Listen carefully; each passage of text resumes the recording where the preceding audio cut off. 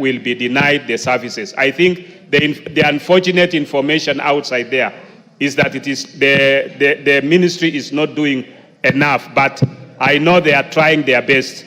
But we want the information to reach to every Kenyan that if you are a paid up member on the NHIF, you will automatically transition and your services will not be interrupted. So, and Honorable Unda is a witness, because when we called the CEO Kenyatta, he has personally gone to see the patient in that ward in bed 7. I think it was bed 7, bed 9 in the Jude ward. Yes, so he's personally gone to see the patient, and many of those within the hospitals, they should not worry about paid up members who are in the NHIF. They have now been transitioned, and the Social Health Insurance Fund is doing its best to send messages so that you get messages to know that you are up to date. And they have also created an emergency line, which is a toll line, which they can be able to respond to any questions when you have challenges. We know this is a teething problem, but the ministry is up to its position to make sure that no Kenyan is denied services wherever they go, and they are paid up members. Thank you, Honorable Speaker. Majority Leader, your Thursday statement.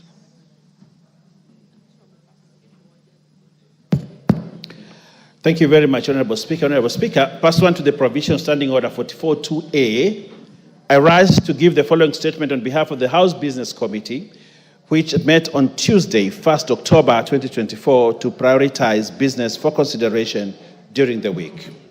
Honorable Speaker, as you are aware, this morning the House resolved to suspend its sittings of Thursday, 3rd October 2024, so as to allow administrative arrangements necessary to facilitate the program for public participation on the special motion for the removal from office by impeachment of His Excellency, the Honorable Rigathi Gachagua, Deputy President of the Republic of Kenya.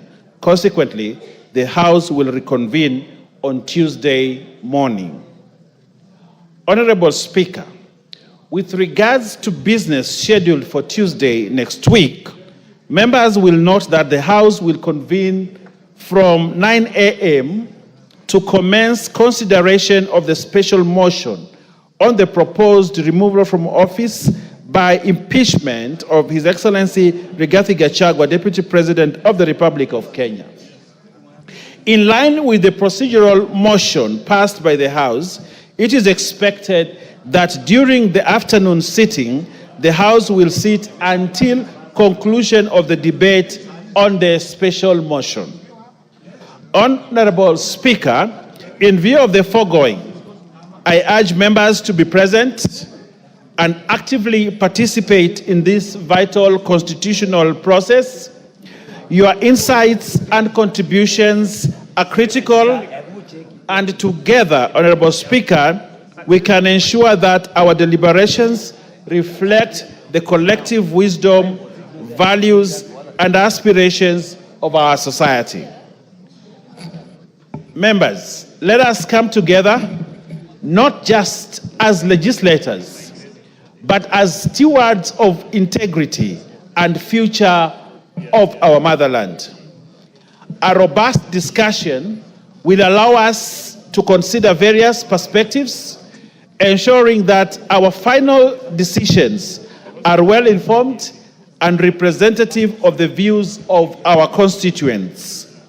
As representatives of the people, it is our solemn duty to engage in discussions that uphold justice, equality, and the democratic principles that define us. Notably, Honorable Speaker, this matter transcends party lines and speaks to our commitment to good governance, accountability, and fidelity to the Constitution and the rule of law. Indeed, as the Indian author and philanthropist Rohin Nilekani once said, We cannot be mere consumers of good governance. We must be participants, and we must be co-creators of good governance. I end the quote. Honorable Speaker, having said that, in accordance with the provisions of Standing Order 42A, 5 and 6, I wish to convey that the Cabinet Secretary for Interior and National Administration is scheduled to appear before the House on the afternoon of Wednesday, 9th October 2024, to respond to the following questions. And just like the Honorable Speaker told the member for Mwatate, this is the time that probably he needs to bring those questions. And that day, on the Wednesday, 9th October 2024, the first question by private notice will be question number 008 of 2024 by the member for Lugari, the Honorable Nabwera Nabi, MP, regarding circumstances that led to the death of two brothers, Mr. Bonventure Aunza of ID number 3806332 and Mr. Callistus Apuike of ID number 4144793 by police based at Santo Police Station.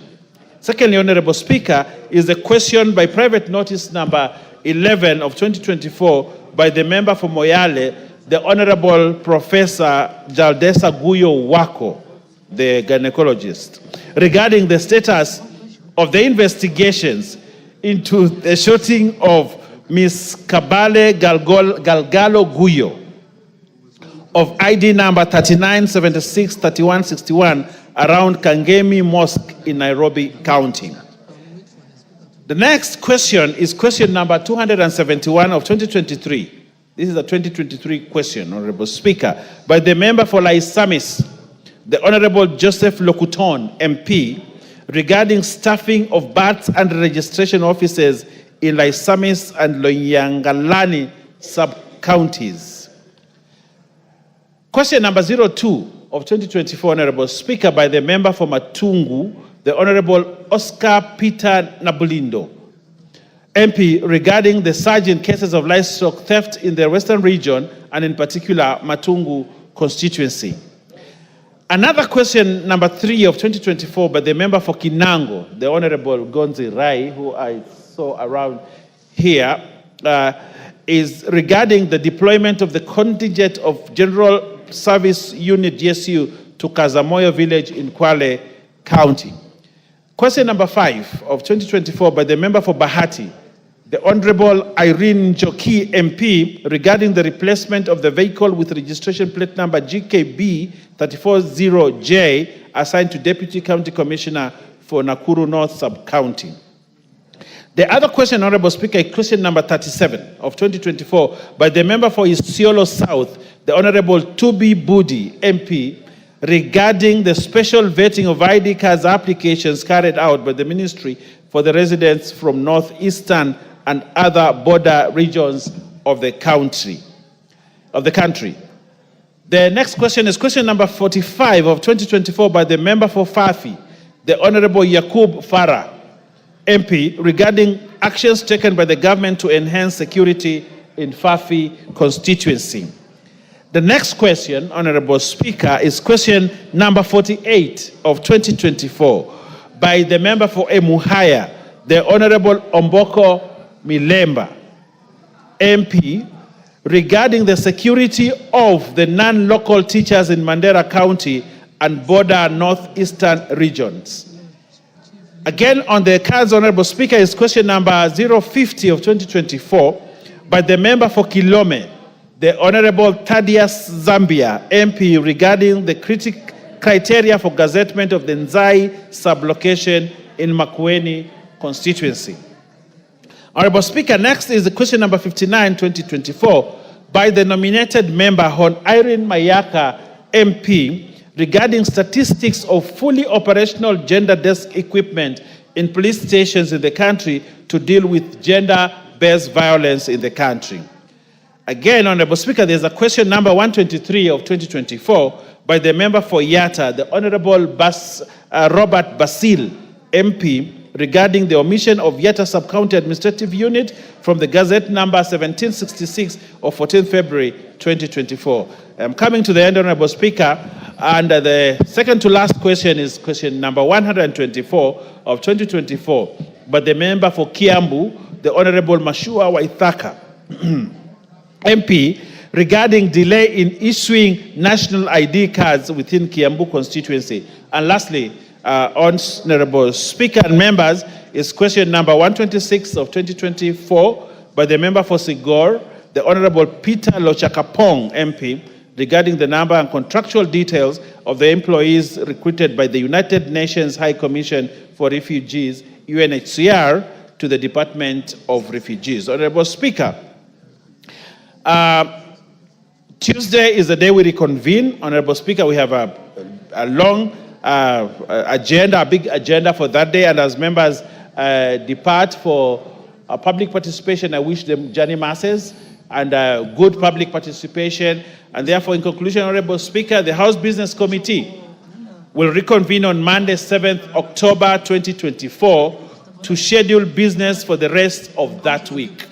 This is Monday, not Tuesday, Monday 7th, Honorable Speaker. So members of the House Business Committee be notified so that we'll schedule business for the rest of the week. I now wish to lay this statement on the table of the House today. Thank you very much, Honorable Speaker, and good luck. Thank you, Honorable Owen Bayer. Honorable members, we'll now go to questions. The Honorable Aden Bare Duale, Minister for Environment, or Cabinet Secretary for Environment, Climate Change and Forestry, is already in the House. Welcome, Waziri. We'll now go to questions. In the interest of time, try to be as precise and concise as you can. Members, I'll only allow one joyrider on each question. No more than that. We'll start with the member for Alego Usonga, Honorable Samuel Atandi.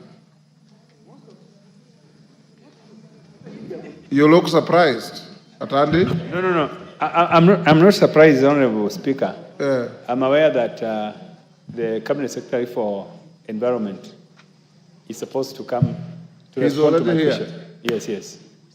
So go ahead and ask your question if you are ready, or we move to the next. Honorable Speaker, let me get the question. In the meantime, you can go to the next question. Question I don't have the question ready. Question 105 of 2024, member for Chepalungu. Oh, thank you. Victor Koech Mandazi. Thank you, Honorable Speaker. I have the question. Mandazi, you are... go back to the bar and bow and come back.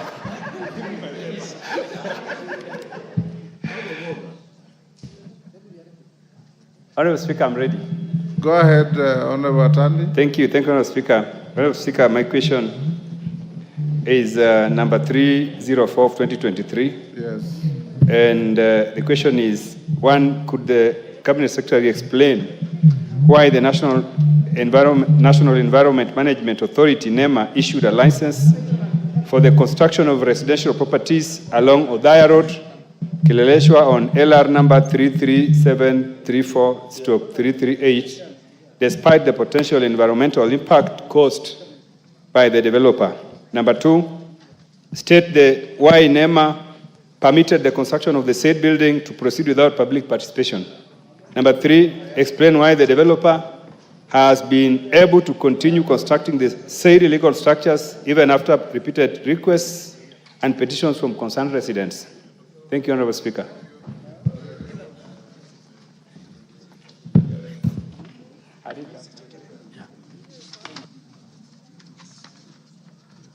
Thank you, Mr. Speaker. And Mr. Speaker, it's a privilege to come back to this house, which is my second home, a house that I have a lot of respect for and members that I have a lot of regard for. Mr. Speaker, the Honorable Atandi asked a number of questions. In the interest of time, Speaker, I want to state that my ministry and agencies that are under me, like NEMA, are fully committed to upholding the Environmental Management and Coordination Act, Cap 387, and all its regulations as passed by this House, with the primary objective of ensuring environmental protection and sustainable development. Mr. Speaker, let me say it for record, that environmental protection for this generation and the future generation is found in the preamble of the Kenyan Constitution. So it's not even an article of the Constitution. There are many articles, but the preamble of our Constitution talks about protecting our environment for this generation and the future. Coming to the specific question, in the case of the proposed residential development, LR number 3734/338 on Odaya Road, Kileleshwa, allow me to note that the following why NEMA issued a license for the construction. The said developer, named Detiland Company, sought to construct a 314-story building consisting of 224 residential units. Given the scale of this project, Mr. Speaker, it was classified as a high-risk undertaking as defined by Section 58(1) of MCA as passed by this House, and Legal Notice number 31 of 2019. As per the law, any high-risk project, Mr. Speaker, is required to undergo a thorough environmental impact assessment process to assess if there are any environmental impacts. An environmental impact assessment, Mr. Speaker, was conducted through a NEMA-registered EIA expert called Neolife Consultants Limited, and the report was submitted to NEMA for review and ultimate to give a license. The reference number of that environmental impact assessment, Mr. Speaker, is attached, and the member has. Same, Mr. Speaker, NEMA reviewed the report, found it adequately addressed all the potential environmental impacts, supported by a detailed environmental and social management plan. The Nairobi City County, Mr. Speaker, or the Nairobi City County government approved the same development plan, and then NEMA issued the environmental impact license number NEMA EAA PSL 8261 on 7th July 2020 with conditions of sustainable development and sound environmental management of the proposed project, which to date NEMA, under its obligation, does continuous monitoring. Honorable Speaker, in conclusion, I wish to affirm the Ministry's dedication to safeguarding the environment while balancing the need for sustainable development that contributes to Kenya's socioeconomic growth. Our action remains aligned with both the national and international environmental standards. Honorable Speaker, the second question that the member have asked my good friend Honorable Atandi would state the reasons why NEMA permitted the construction of the said building to proceed without public participation. Honorable Speaker, on the onset, allow me to know that public participation is a critical and a principle in our Constitution. It is also a very integral part of any environmental impact process, assessment process, as mandated by Section 59 and Section 60 of the Environmental Management and Coordination Act, and above all, Regulations 19 of the Environmental Impact Assessment and Environmental Assessment Regulation 2003, passed by this august House.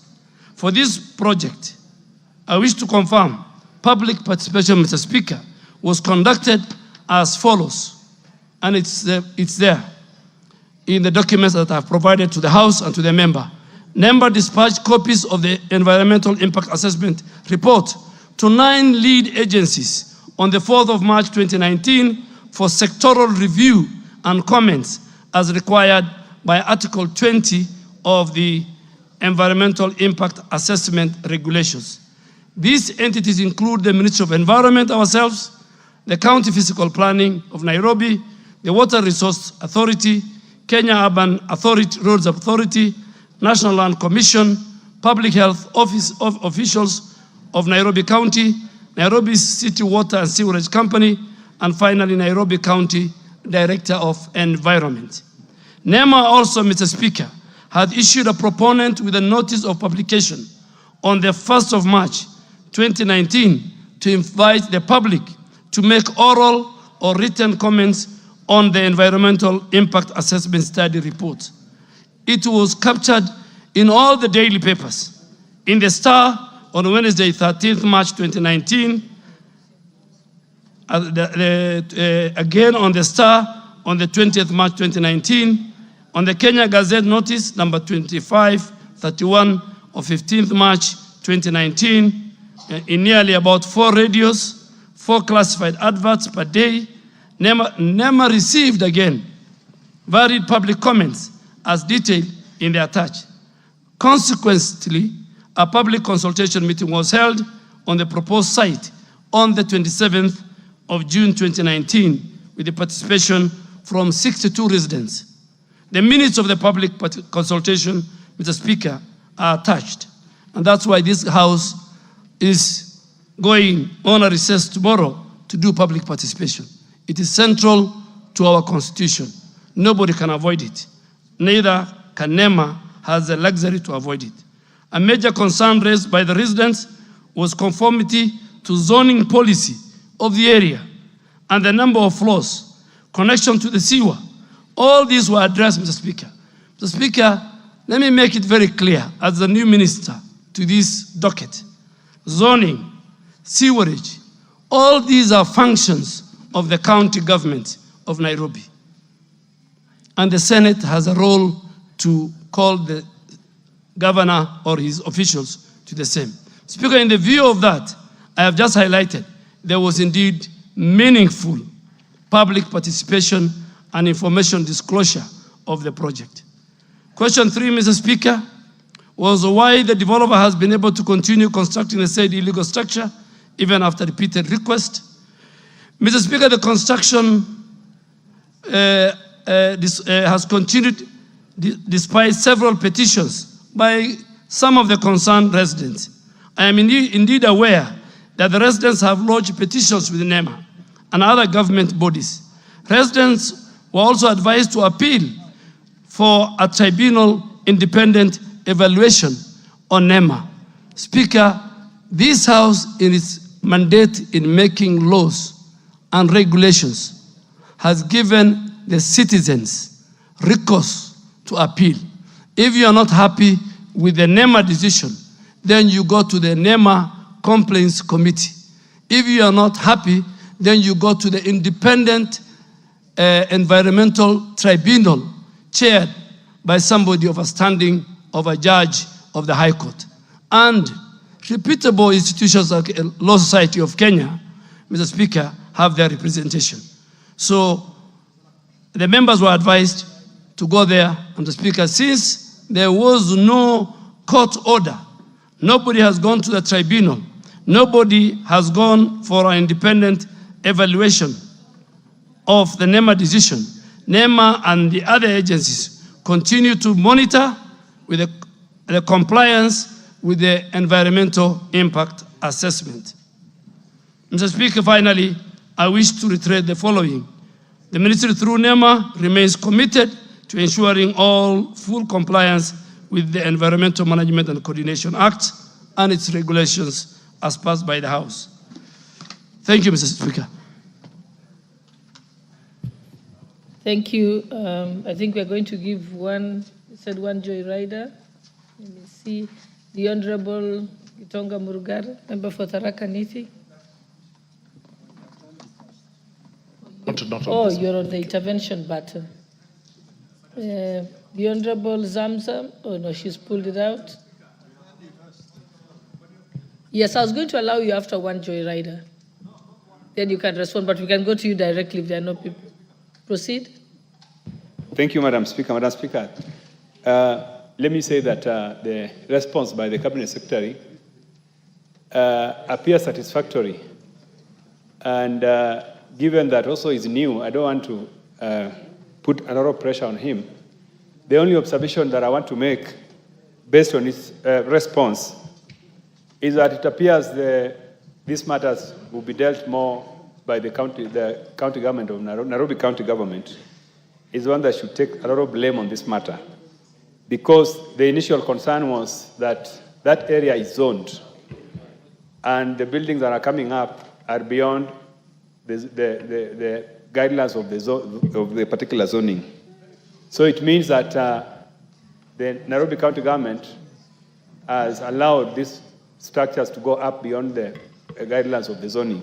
But what I wanted to ask the minister is that these buildings are coming up, and issues like drainage, the sewerage systems of the area have not been improved or expanded. Don't you think that, as the minister in charge of environment, this is something that should concern you? That structures are going up, even to 20th floor, yet these structures are also important. So are they not going to affect the environmental aspects of the county? And going forward, things like flooding. You saw what happened during the recent flooding. One of the issues that was raised is that we are not respecting the environmental orders. So I wanted to ask you, the minister, because you are new, and this is something that I know you are capable of addressing, can you tell us how you are going to address these concerns? Because that's the biggest problem. The other issues, as you have explained, we are going to see how they can be addressed by the county government of Nairobi. Because it appears that the county government of Nairobi is also supposed to ensure some of this compliance. Thank you, Madam Speaker. Thank you. I think we can go to the next question. Honorable Luku, the time has gone up for that. You're member for Chabalungu. You may go to your question, 105/2024. Yeah, thank you, Speaker. I would wish that the Cabinet Secretary before us today, I would like to read my question as follows. That could the Cabinet Secretary confirm the presence of Lalela Company Limited and Naraitoi Company Limited that are engaging in large-scale irrigation-based farming along Amalo River that is bordering Chepalungu constituency. Number two, confirm the allegation made by the residents of surrounding villages, including Chemengwa, Kinyanga, Kobalwo, Kosia, Kamosiro, Nogirwet, and Kamongil area that the said companies are engaging in cloud seeding activities, resulting in alterations to the local rainfall patterns, with some villages experiencing a complete lack of rain throughout the year, despite other areas of the constituency receiving rainfall. Number three, Speaker, state the steps that the ministry intends to take to address the concerns raised by the affected areas residents. Thank you, Speaker. Cabinet Secretary, you may proceed. Thank you, Madam Deputy Speaker. Just to, if you allow me, Honorable Atandi has raised it. The Constitution and the people of Kenya in their wisdom, have allowed separation of powers between the two levels of government. Zoning, waste management, pollution, whether it's air, sound, is a function of counties. But I want to assure this House, now that I'm the Minister for Environment, we will not issue a license. We will be the ones. If we don't issue, nobody can build. And I want members to help us and help the country. People are building flats that the people who live in those flats, in those residential areas, have no access to light, they have no access to fresh air, and you can imagine, if you have young children, those children will not grow. I'm not a doctor. Dr. Pukose and the doctors who are sitting in this house and those who are listening will agree with me. But I have given NEMA strict instructions that is not going to be business as usual. On Honorable Koet, Madam Deputy Speaker, I want to confirm that there is the existence of these two companies, one in Narok West constituency bordering Chepalungu constituency. And I also wish to confirm that these companies practice large-scale farming using irrigation. The second question, Madam Speaker, was to confirm the allegations made by the residents of those 5 or 6 villages that the said companies are engaged in something called cloud seeding. Madam Speaker, on the second question, if you allow me, let me, they're engaged in cloud seeding. Before I proceed, let me try to respond to this question and allow me briefly to explain to the House what cloud seeding is all about. Cloud seeding is where weather modification technique that changes the amount or the type of precipitation from the clouds in terms of rain. There has been research aimed at establishing whether this is viable, but all studies have shown that the input expenses are far more than the benefits. Madam Speaker, the ministry is not aware, through our meteorological department, that such entities are engaging in cloud seeding activities within the said locality. On the alteration of rain patterns in the area of interest, Madam Deputy Speaker, data available to us from the neighboring Longisa automatic station owned by Kenya Meteorological Department indicates that there has been an increase in the annual rainfall in that area totals as from 2018 to 2023, and I have attached the figure and the maps to this document, which I have shared with the members. Secondly, Madam Deputy Speaker, the member asked to allow me to highlight that what the ministry, through the Meteorological Department, has done. The Meteorological Department, the Kenya Meteorological Department, has recently installed automatic weather stations in Chepalungu constituency and all its environments. However, specific variability in the specific locations could not be established due to lack of data. Our ministry and our department will continue monitoring the data for analysis to draw adequate information, and I want to assure you, once we make a policy formulation, we will forward to address this issue, and we will not allow our communities to be aggrieved. Madam Speaker, the third question was the steps the ministry intends to take to address the concern raised by the affected residents. Honorable Madam Speaker, on the last question, allow me from the onset to commit and to state our commitment towards protecting the interests of our local communities.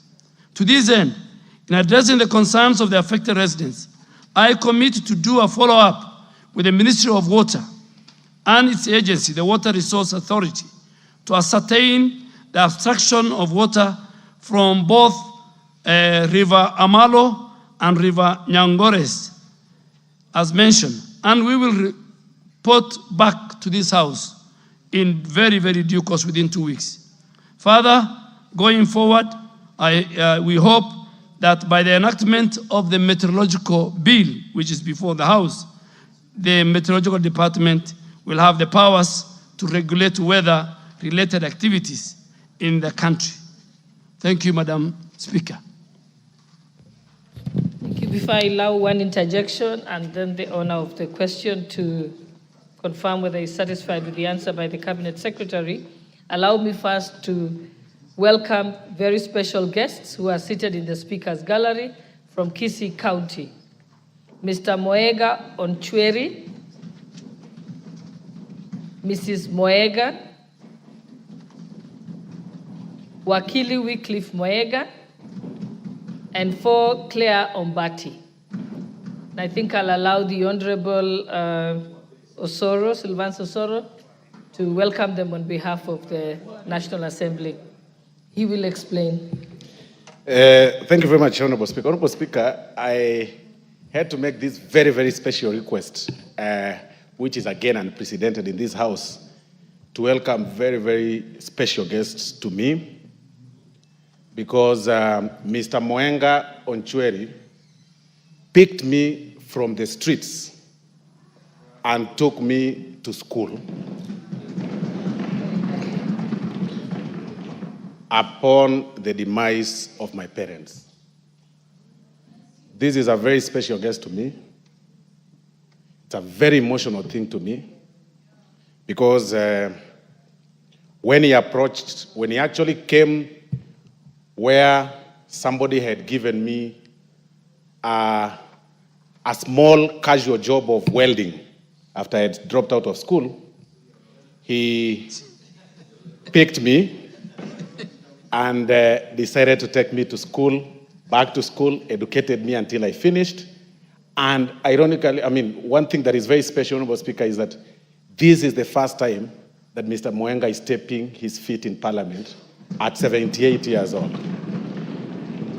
And when I made a request to this House, Honorable Speaker, and to the leadership of this House, they agreed to have them sit there so that they see what we do in this House and to see their product. But again, on the flip side, Honorable Speaker, I got surprised today when I welcomed Mr. Mwenga that he also knows the Honorable Member for Kisii County, the Honorable Doris Donya Aburi. He also educated Honorable Donya Aburi, because they actually happen to come also from the same village. So he's a very, very special person. His dream to become a member of Parliament years back did not materialize for Nyaribari Chache constituency, but I've just told him that by me being member of Parliament and Honorable Aburi member of Parliament is actually a double victory. So, and that is why I made this very special request. Thank you very much, Honorable Speaker. Okay, thank you. Yes, the Honorable Donya Deris will give you 3 minutes. Madam Speaker, the beauty of Samaritans. I'm always talkative, but when I look at them, today I'm very humble. I've eaten a lot of vegetables, because parents and Samaritans are the best thing that God can give. You can even attest, Honorable Soro, you can think he was reading the Bible. He's also come because the parents are there. See what the parents, Madam Speaker, have done to us. Today we can't even kashawalize anybody. We are just good. We are very obedient. And please, honorable members, M-Pesa your parents. Please, parents believe girls are the one who give them food, who send them M-Pesa, unlike the boys. Now we change it, honorable members, the male. Please, those who are here today, send your mom some M-Pesa and make it 10,000 and above. Even CS, Honorable Dwali, I will come for 100,000 from you. I send to my mother. Thank you, Madam Speaker. Okay, now thank you for the digression. I think we can proceed. I'll give one honorable member to add their question. Honorable Zamzam, member for Mombasa, and then we will go back to the member for Chepalungu to confirm if you're satisfied with the answer. Asante sana Mheshimiwa Spika, na mimi niweze kumshukuru mzee kwa kuweza, mzee Mwenga, kwa kuweza kulea hawa vijana wawili. Leo ni wabunge ambao sisi tunawacelebrate hapa ndani ya hili bunge. Na mimi imenikumbusha sana mzee marehemu Yusuf Haji, na yeye pia aliweza kunisomesha, na ndio maana mnaona jambo lolote likija hapa la Nurdin Haji, yule ni ndugu yangu, lazima nitampigia upatu. Na sisi ambao tumetoka katika familia maskini, Mheshimiwa Spika, tukasomeshwa, tukanyanyuliwa na wale ambao wanatuonea huruma. Siku zote sisi huwa na huruma, na ndio maana waona turudi kwenye jamii na tuwazidisha upendo kwa wale ambao hawawezi kujimudu katika masomo, na sisi pia tuweze kuwasaidia. Mheshimiwa Spika, nafikiri vile nimepata fursa kabisa nimuulize waziri wa mazingara, na niweze kwanza kumpongeza kuja katika bunge. Asante sana bwana waziri, tunakushukuru sana.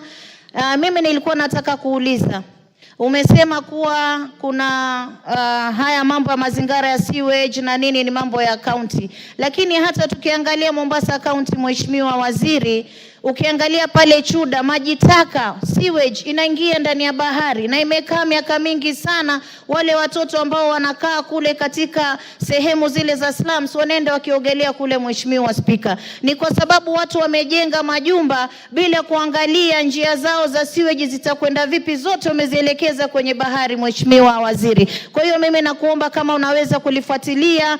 Umesema ni account, lakini mimi nakusihi, maana yake wakati mwingine barua ikitoka kwa waziri, pengine jambo laweza likafuatiliwa likafanywa kwa wepesi. Mheshimiwa Waziri, kisha nauliza Mheshimiwa Waziri, unapanda miti ya matunda. Mimi kama mama Mombasa County nimezunguka nikaangalia, miti ya nazi imekuwa chache sana ndani ya pwani, na kuomba kama mama Mombasa utuletee miche ya nazi ili tuweze kupanda kama matunda, na miche ya maembe iwe ni chakula na pia itaweza kuleta mvua. Asante sana Mheshimiwa Waziri. Asante. Before I allow the Cabinet Secretary to respond to her brief question, let me allow the member for Chapalungu. I think Honorable Mugambi, I think the Speaker already ruled on this, that it will be one rider question and then back to the owner of the question. It's okay. Thank you, Speaker. While I appreciate the response from the CS, I would like to make him aware that it's also nice for him and his team to visit these particular villages that I talked about, because I'm the member of parliament and I know what happens. In a particular situation, I was attending a funeral in a village called Kabalwa. It was raining at Sigor town, but upon reaching Kapalwa, it was dry, or it was dust everywhere. And one MC by the name Henry from Kabalwa village really challenged me that whenever there is rainfall, whenever they see signs of rain from these particular villages that I mentioned in this particular question, the person who does irrigation or farming from the neighboring village, these particular companies, he told me in black and white that he normally comes out, shoots the cloud. Those were his local words. He simply told me that he normally comes out, shoots the cloud, and the next moment there is no rain in these particular villages. That's why, as a member, I took it upon myself to raise the question on their behalf.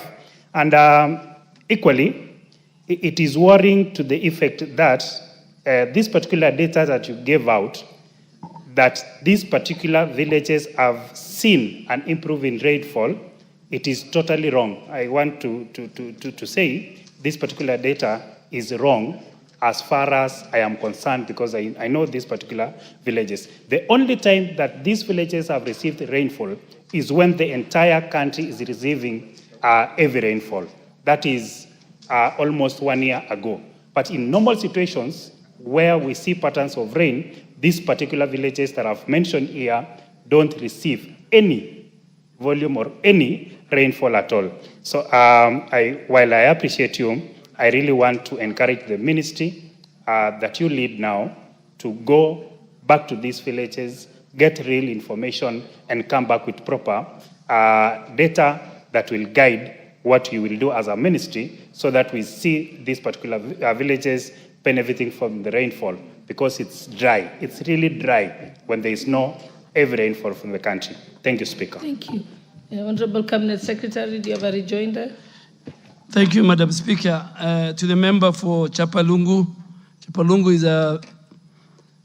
is a very great constituency led by a great man called Isaac Ruto, who I have a lot of respect for. I want to assure you, after I leave here, please give me your number when you are ready. The Kenya Meteorological Director General and all our researchers will go with you, visit with you all the villages. We work for the people of Kenya, and they will come back to us. So you tell me when you are ready, because I want you to be there. So that, secondly, to my sister, Zamzam, Honorable Zamzam, I agree with you. I'll talk about this matter in a later question that Honorable TJ Kajwang has raised.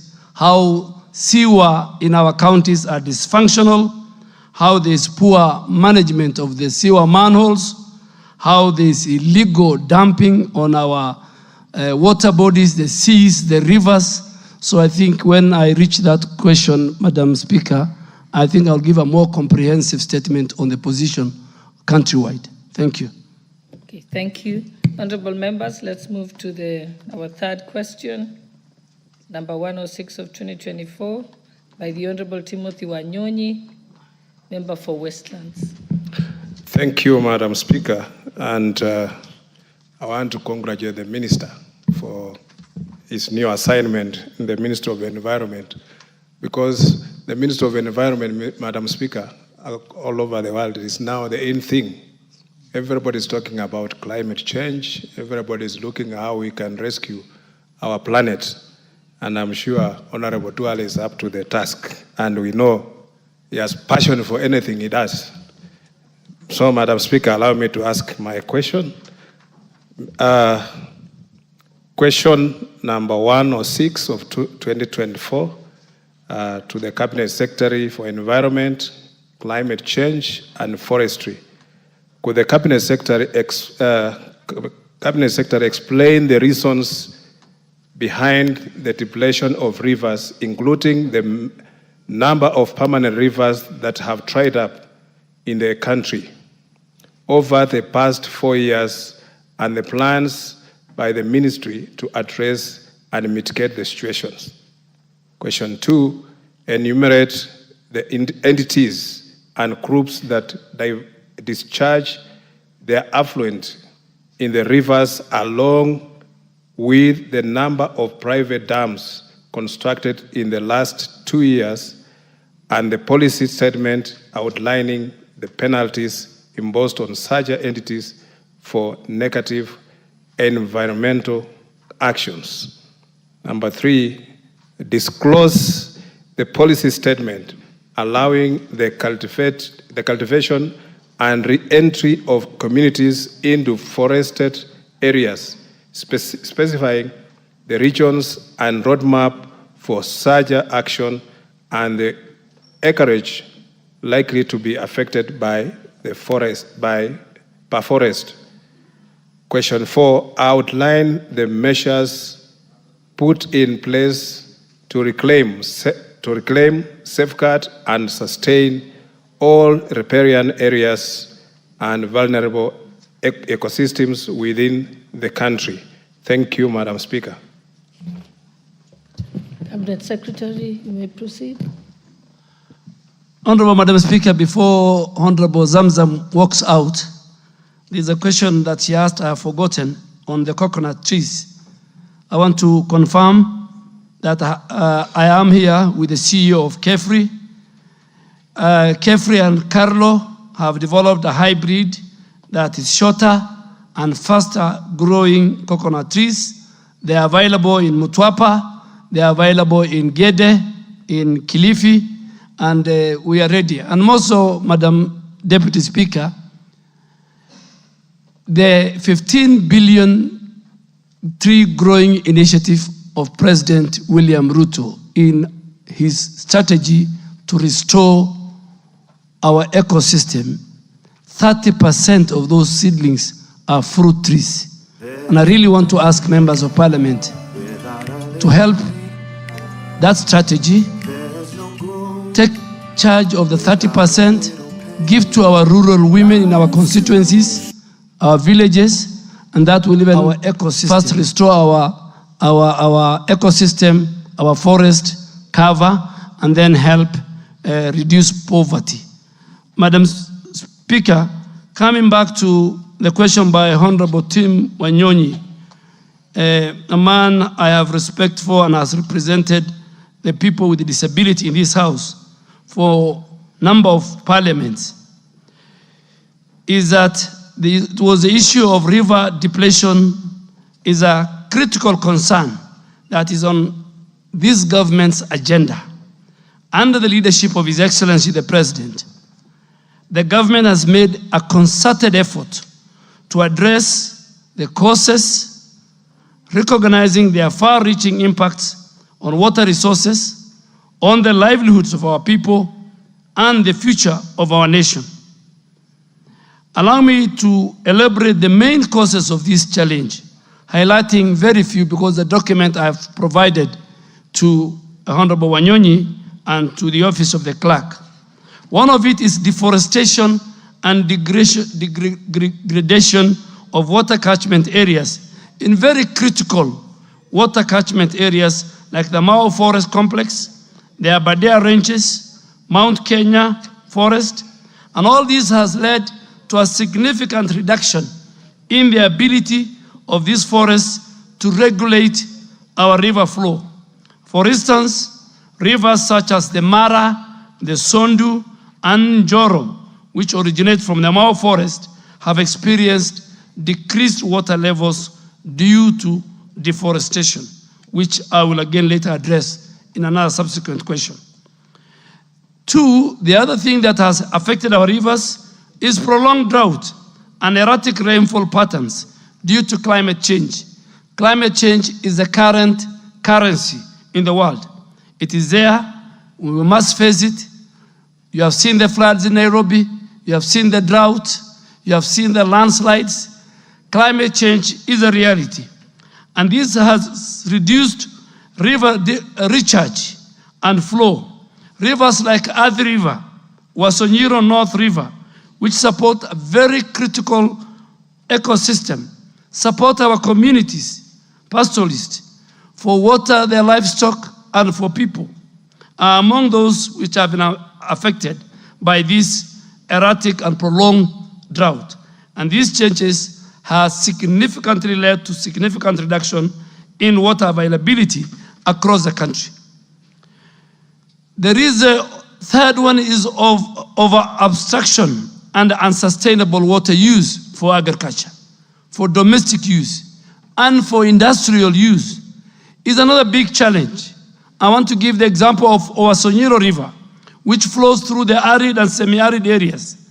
It has seen its water levels drop drastically due to excessive irrigation in the upstream areas. Similarly, Athi River is heavily tapped for irrigation and industrial use, contributing to what the member is saying, reduced flow downstream. Encroachment and human activity within our riparian areas is another factor that reduces the flow of our rivers. This has contributed to the degradation of the river ecosystem. The construction, agriculture, and urban development along the rivers like Nairobi River and Athi River have not only reduced their flow, but have also increased the pollution level. Madam Speaker, there is no Nairobi River. What we have in Nairobi River is sewage, is raw sewage, is polluted. And I want to assure you, speaking on behalf of President William Ruto, Nairobi River and all other urban rivers will not be the same again. The same river of London, Madam Speaker, at one time was a sludge. I am ready as a minister to take the prize. The president has given me all the powers. And I want the leadership of Nairobi County to work with us. We started yesterday with the climate works. We will change Nairobi River. It will become blue, and the people around Nairobi River and all of us will walk there. Pollution is another issue that's affecting our rivers. Pollution from industrial, from agriculture, from domestic sources, all these have degraded our rivers. The Nairobi River is a perfect example of high pollution due to untreated industrial waste, sewage, and plastic pollution, further straining its ability to sustain constant flow of water, Mr. Speaker. Lastly, Honorable Speaker, poor agricultural practices, such as monocropping and overgrazing, have led to soil erosion and siltation in many of the rivers, The Tana River, for example, the Kenyan largest river, is affected by siltation caused by deforestation and land degradation in its upper catchment. This reduces the river's capacity to hold water, leading to flooding during heavy rains. Go to Garissa County, go to Tana River, go to Lamu. As the river is entering the sea, the kind of siltation that you'll find on Sabaki Bridge. Honorable Speaker, allow me now also to highlight what mitigation measures is the ministry putting. One, we want to restore our water towers at the onset. The ministry is implementing the ambitious 15 billion tree growing presidential initiative to restore all our degraded ecosystem, including the water catchment areas, including the Mau Forest Complex, Mount Kenya Forest, Mount Elgon, Charangani, Aberdares. Restoration and forest protection will enhance water infiltration and will reduce service runoff, thus contributing to river restoration, in which Honorable team has asked. Mr. Speaker, to address climate change, the ministry has developed the third National Climate Change Action Plan 3, which was launched during the inaugural First African Climate Summit held in Nairobi in September 2023 by President William Ruto. And he today is the chair of African Climate Heads of State and Government. That coordinating of that national plan into a sectoral sectors, plans into many ministries and counties for implementation. For example, the Ministry of Agriculture is implementing what we call climate smart agriculture and other adaptation strategies to enhance water conservation. Mr. Speaker, finally, the ministry, through the National Environmental Management Authority, NEMA, we have enforced the protection of the riparian zones by removing illegal structures and settlements.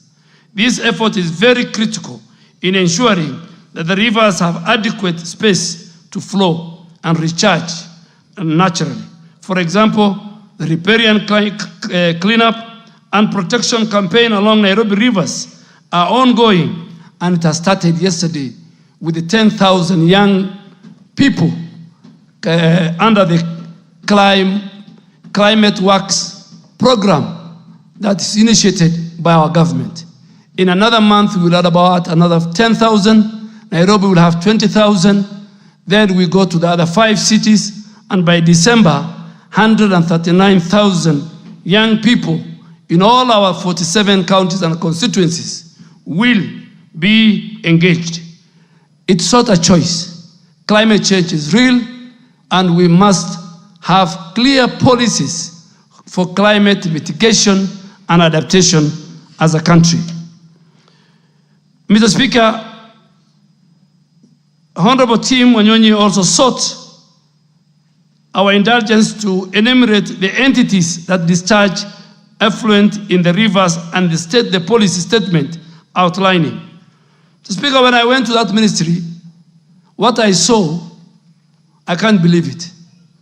The people who pollute Nairobi rivers is not the informal settlements.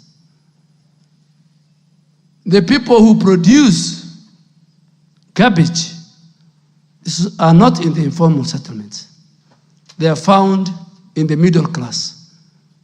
Me and you. Me and the member sitting here. The people who live in the informal settlements, what they cook is so little that they finish. The people who have a lot of garbage at their homes is the middle class in Kenya. So the informal settlement pollution percentage is less than 1%. So who pollutes the Nairobi River? NEMA has mapped out over 101 industries, factories apartments, slaughterhouses that discharge their effluent to Nairobi rivers. And the Speaker, I want to confirm, NEMA Director General is sitting here. He has no choice. He must comply with the law and the regulation passed by this House. He has already given them what is called restoration order. And on Monday, I'm meeting Kenya Private Sector Alliance, I'm meeting Kenya Association of Manufacturers, and I will tell them, if you are discharging effluent to Nairobi River, you either close and pack, or you find how you deal with that effluent in accordance with the MCA Act passed by this House. Mr. Speaker, NEMA, as I said, out of the 145 facilities and factories and slaughterhouses and apartments mapped out, 101 facilities have been listed by NEMA as having compliance issues as attached list, and that you'll find in Annex 1.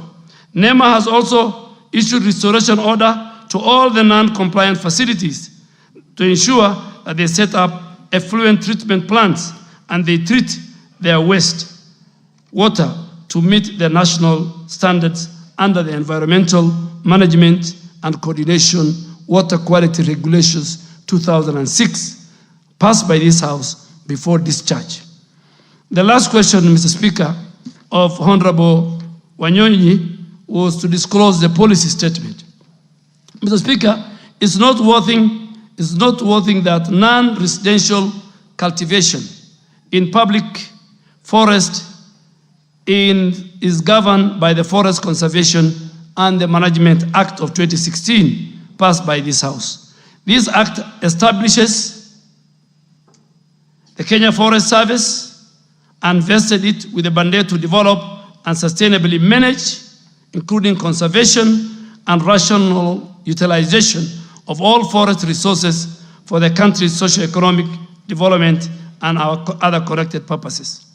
Honorable Speaker, Section 48, 49, and 50 of that Act provide guidelines for community participation in forest conservation and management. Under these provisions, the Kenya Forest Service issued guidelines for non-residential cultivation and engage local communities. You cannot be in our forest as residential. Through the Community Forest Association, there are regulations where you can go cultivate, you can go graze in consultation with the Kenya Forest Service. But non-residential cultivation or residential cultivation, we will not allow. Our communities do a lot. They work with the Kenya Forest. Subsidiary legislation in forest, Honorable Speaker, most of Section 58, 1 and 2, community forest associations are granted the opportunity to engage in non-residential cultivation. This allows them to cultivate crops while caring for established trees on the same land and the protection of our forests for 3 years.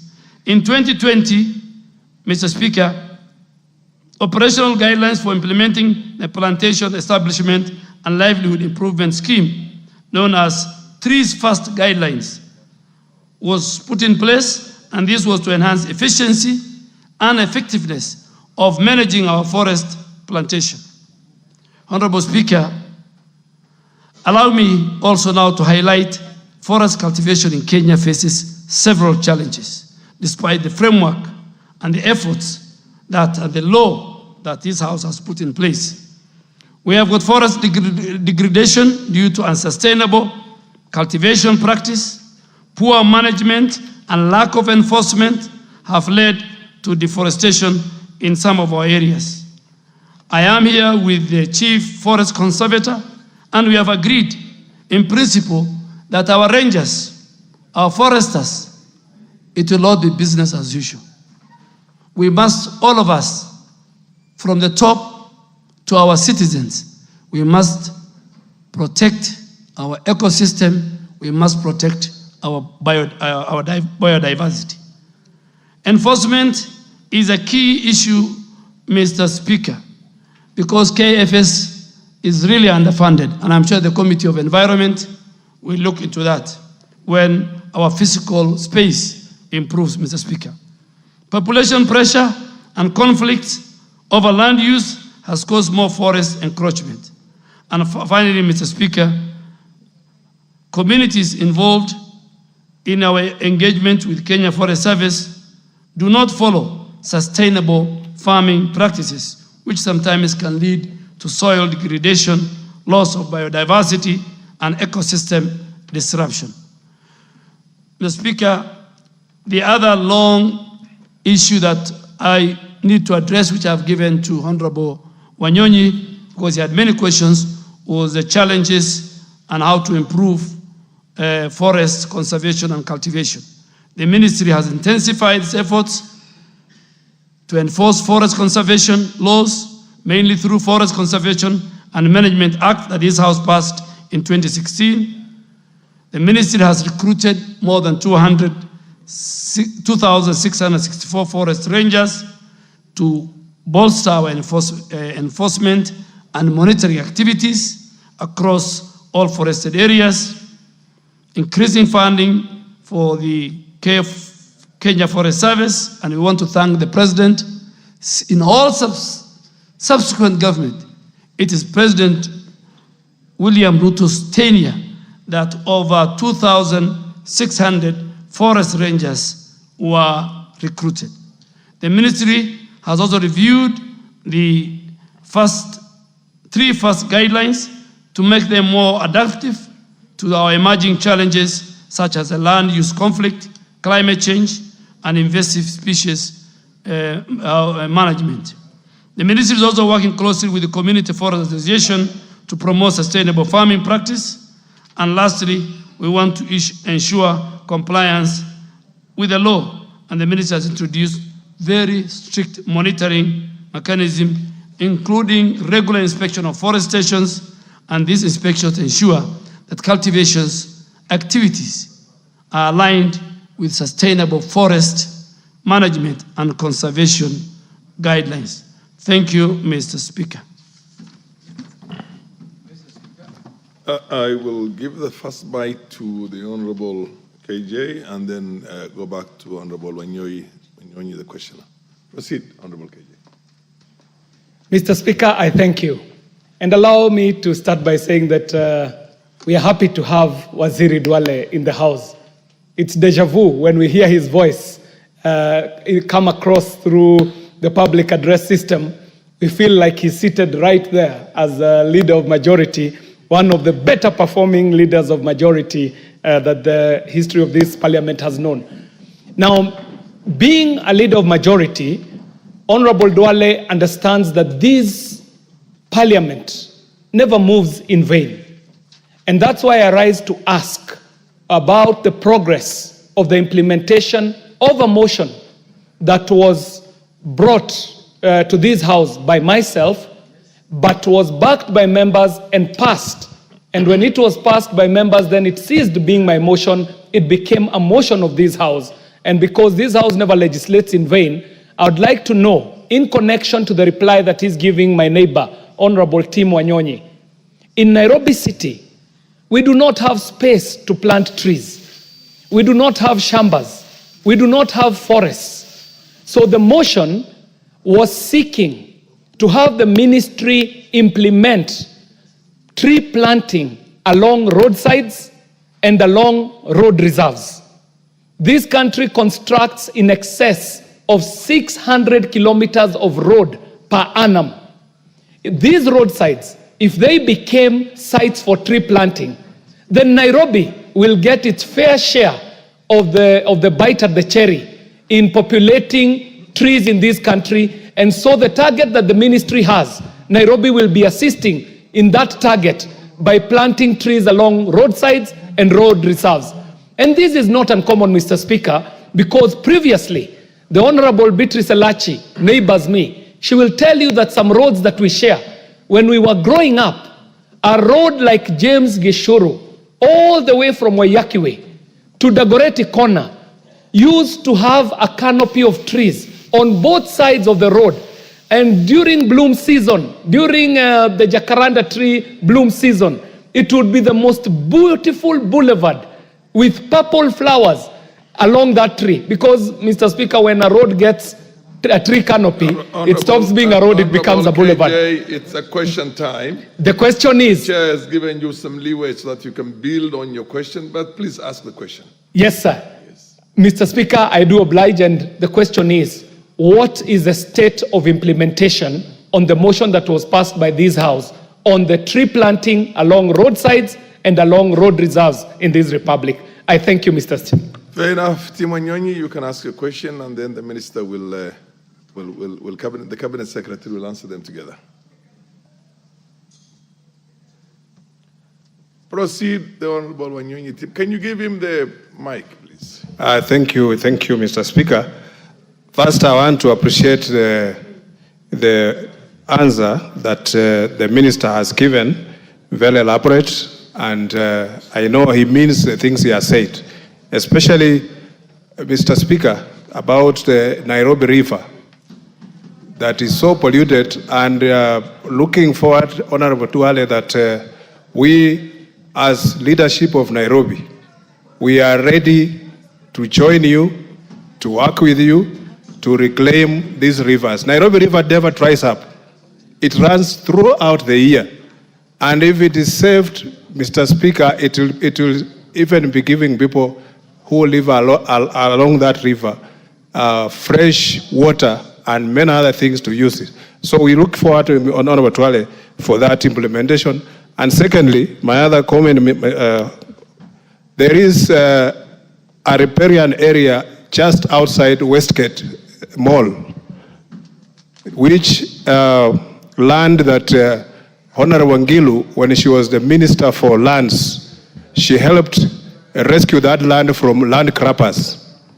And it's a riparian area, and we wanted to preserve that area to remain as it was. It was a very beautiful environment, vegetation, and all like that. But now, there are people who have come and encroached that land and have occupied it.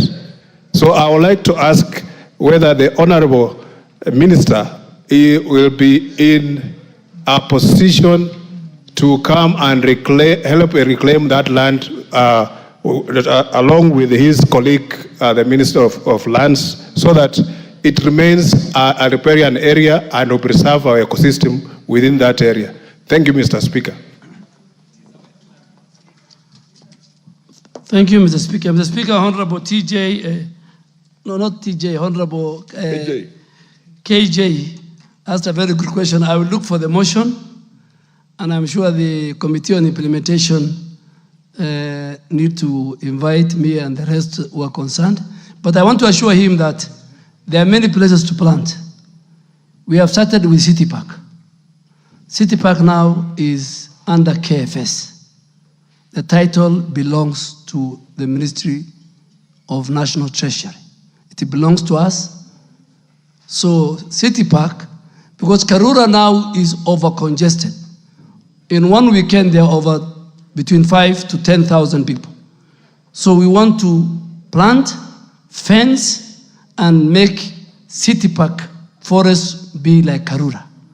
But yes, but on the roadside, under the key restoration program of the president of the 15 billion, the Ministry of Roads is under obligations. There are many things in that strategy that the contractors were given to build roads.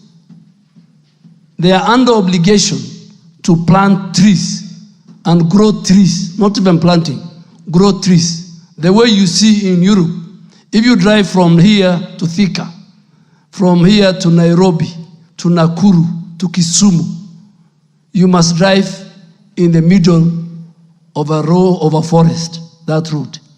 That is part of what the Ministry of Roads is going to do in the larger restoration 15 billion. Secondly, we are having an engagement with Kenya Power and Lighting Company. and even the road edges. There is no way they can come to your residence, to your estate, and in making sure the electricity lines are in order, they just cut trees. It's not allowed. The law even allows. The problem in this country is people don't want to follow the law. There's a lot of impunity. Even when you want to construct your residential home on a half an acre, the law allows that you must leave certain percentage for growing trees and grass and all that. But because of greed, people want to build apartments next to each other. And this must come to an end. Honorable team, I am happy today that as a ranking member of the Nairobi Members of Parliament, you and KJ, you have stood firm and you have gone on record that you stood with us. The Nairobi River Commission was not under my ministry, but now it's coming to my ministry. Yet you stood with us, the multi-agency team, you stood with the president and all of us, and Beatrice Elachi is also here. We will help us clean Nairobi River. More I will talk about it, Mr. Speaker, when we reach the question of Honorable TJ Kajwang on Nairobi River. Next question, honorable members, let's go to the next question by the Honorable TJ Kajwang.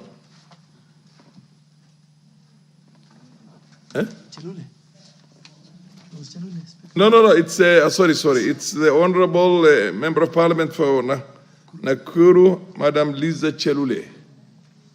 Proceed.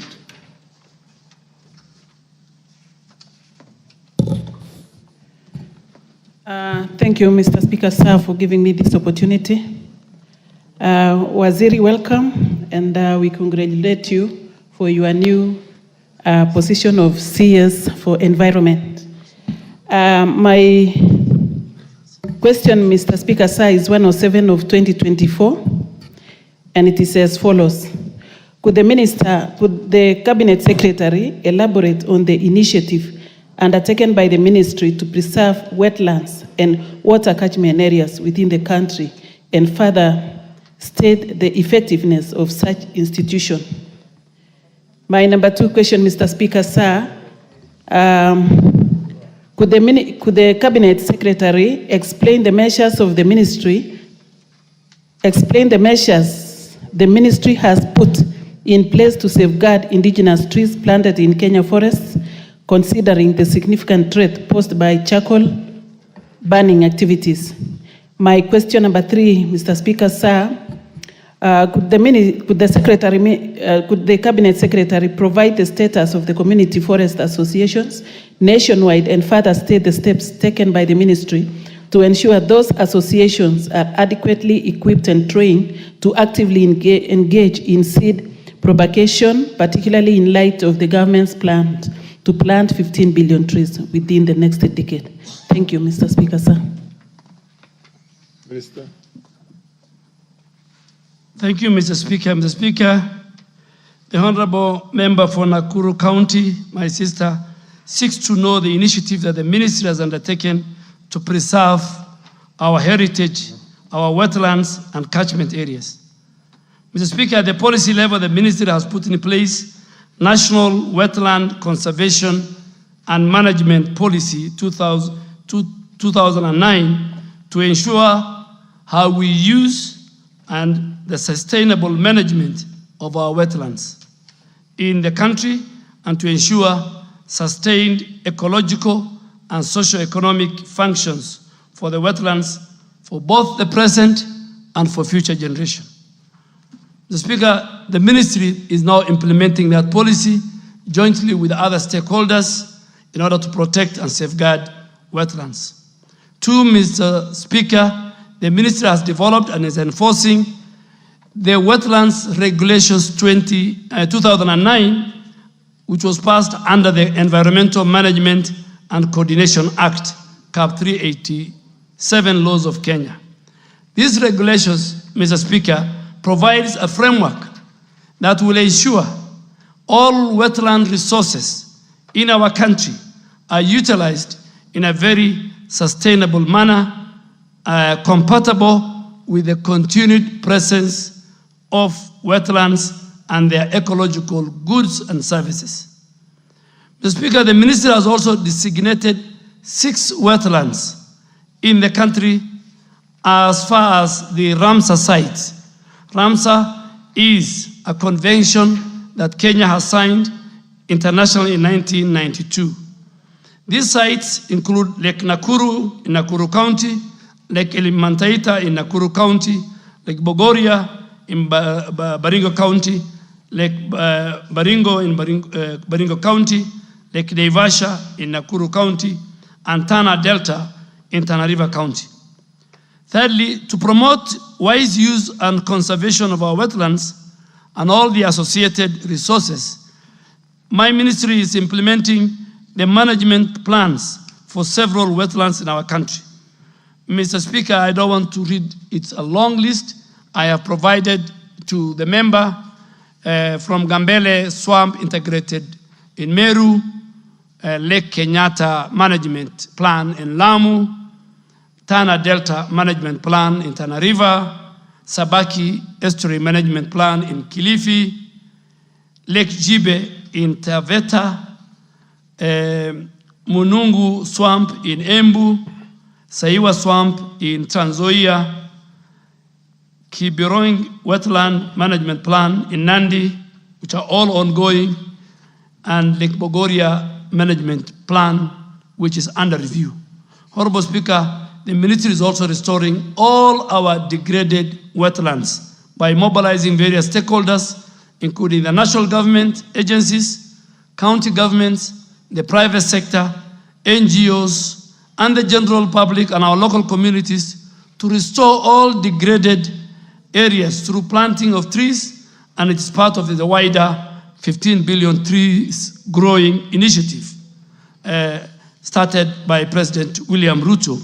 And it's very, very important, Mr. Speaker, to note that the conservation and protection of our wetland is our sustainability strategy towards attaining 15 billion tree growing goal. Last but not least, Mr. Speaker, we are also implementing a very transformative initiative dubbed Adapt a Wetland, which is spearheaded by NEMA. This initiative seeks to catalyze the participation of different stakeholders. But let me warn, Mr. Speaker, a number of our wetlands, people have title deeds. When we cancel them, I need the support of this House. People will bring petitions, people will bring motions, they might even bring an impeachment to discuss me. I want this House to protect, because I'll be protecting the wetlands. So cartels will use, I don't want cartels to use the floor of this House. I have seen it. When I talk about, I have lived here, I think a quarter of my life. So I know what goes on. Madam Speaker, the second question was explain the measures the minister has put in place on this matter. And Honorable Speaker, Honorable Lise seeks to know the measures. Allow me to respond to this by first observing that the Ministry of Environment, Climate Change and Forestry is unwavering in its commitment to protecting Kenya's indigenous trees through regulatory enforcement. I have one of our top researchers, the CEO of KEFRI here with me, the scientific research we must protect, and community must be engaged, all of which are facilitated by Kenya Forest Service and Kenya Forest Research Institute, KEFRI, which is both in Muguga and in many of our counties. Honorable Speaker, Kenya Forest Service recently employed, as I say, 2,000 plus forest rangers to various regions and posted to various regions and forest stations to strengthen and protect and conserve efforts that our Member of Parliament from Nakuru County has raised. In the spirit of collaboration, the ministry has also deployed forest advisory staff to counties to advise our counties, give them advisory service, work with our county governments on forest conservation, on development, and on management issues. 3, to regulate tree harvesting on private lands, our ministry has implemented mandatory inspection and issuance of certificates of origin and movements of all forest permits for movements of all forest-related products. Finally, the ministry actively supports community forest association, formal groups of communities adjacent to our forest, which collaborates with KFS in sustainable management of our forest. The third, and I think the final question, Mr. Speaker, third question that the member has asked is the status of community forest association. Let me start by explaining the anchorage of community forest association in the Kenyan laws. CFA, as they are called, are incorporated under Section 9 of the Societies Act, CAP 108, but they are domiciled in the forestry sector through Section 48, subsection 1 of the Forest Conservation and Management Act of 2016, passed by this august House. Section 49(1) of the Forest Community Management Association outlines the obligation of our community forest association, their role, and they are given and granted permission to participate in how they help KFS in the management and in the conservation of our forest. Mr. Speaker, currently we have 233 community forest associations. A good example is a group that runs Karura Forest in collaboration with KFS. And they are spread across the country. There are 175 of them which are active. 17 of them are inactive. 41 of them are moderately active, with a total of 185,535 membership. All these community forest associations, Mr. Speaker, are duly registered with the Registrar of Societies. So they have a legal backing. They help us to protect, conserve with our communities. And they live next to our forest in protecting our national heritage. Community forest association, Mr. Speaker, engage in forest management activities through what we call participatory forest management plans. Mr. Speaker, our ministry has taken the following steps to ensure community forest associations are equipped and trained to support the 15 billion growing trees strategy of the Kenya Kwanza government. The ministry through KFS supports this group by doing what? In developing, in training them, in helping them with good governance, and giving them good guidance on what to do, on how to sustainably manage the use of our forest resources and how our forest restoration activities can take place.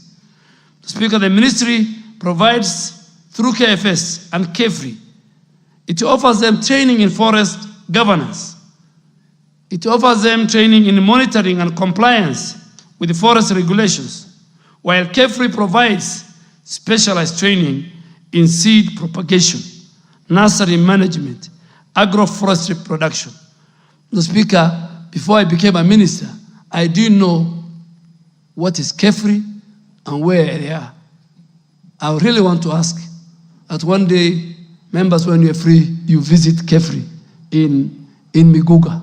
It's a very cold place. You'll find 10s, 20 top researchers. They will tell you what you want. They will tell you the type of tree. They spend hours and years, Mr. Speaker. Very, very great institution. Mr. Speaker, the community forest associations are playing an increasingly significant role in helping us in creating awareness in tree growing campaigns. In this 15 billion, you'll find them on site. Seedling production, they have been given that role.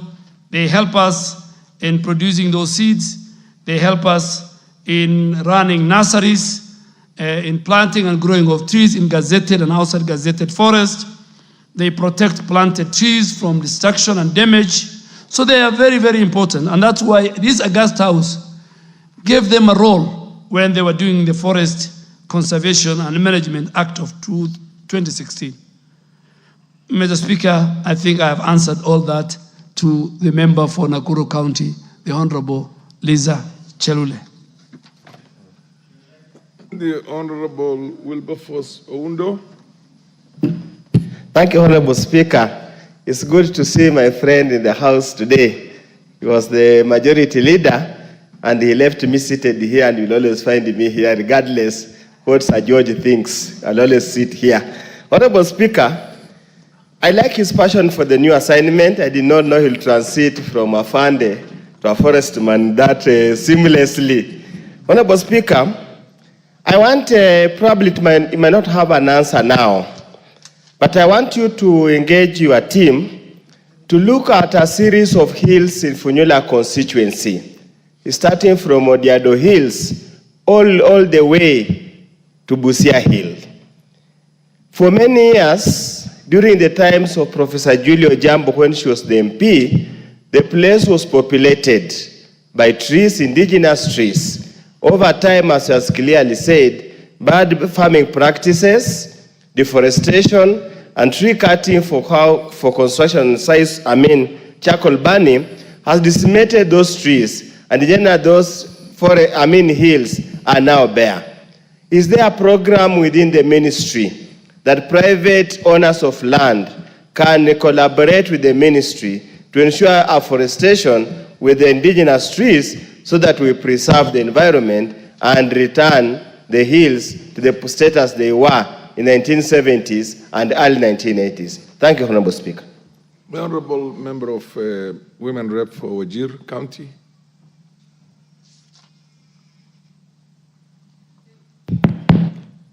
Thank you, Mr. Speaker. First, I want to tell the Waziri that you are in the right ministry. Listening to you gives me all the confidence that you can make a difference in this ministry. And I feel like it's the right time to make the Northeastern green, Mr. Waziri. Following up on the issue of the 15 billion trees that we are meant to plant between now and 2032, Mr. Minister, we have had a day for international tree planting, and it's somewhere in November, if I'm not wrong. Last year, we all went to the counties, and all the ministers planted all sorts of trees.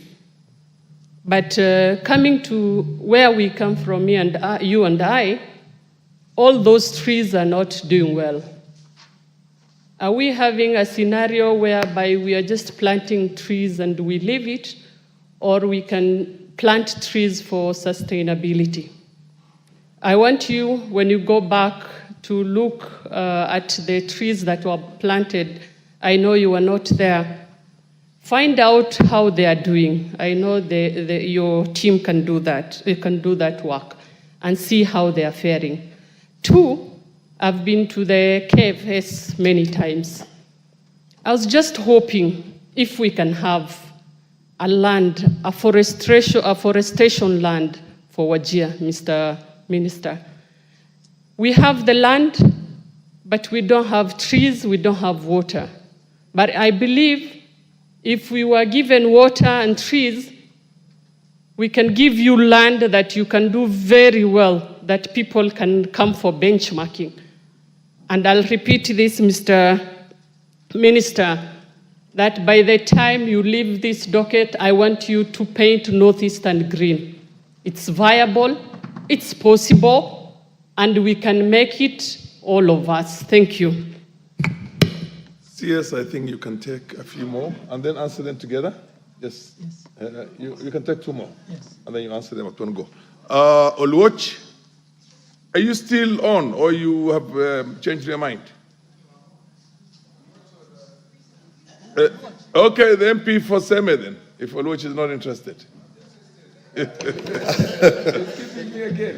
Thank you, Mr. Speaker. May I also take this opportunity to actually congratulate our colleague having shifted from here and how he's really picked very well in the new docket. But my question is to do with the preservation of indigenous trees. Some of these trees have actually very high commercial value, and their protection is important. Some have medicinal value, some have special oil values. Like, my question is specifically on sandalwood. I don't know whether it is indigenous tree or it's actually a tree that was brought in. But this tree apparently is very popular. It has some special oil, and there is always a lot of trafficking. People have been arrested, lorries have been arrested, carrying sandalwood. Is it not possible, if this wood is so popular and has such a high commercial value, to actually grow it in a commercial scale? Not just protect what is there, but grow it in a commercial scale and actually export it, and it will give us foreign exchange. Thank you.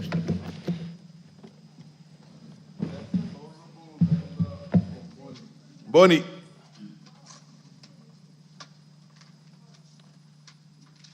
Waziri, because they're all pretty much similar, yes. I think you can take a few together.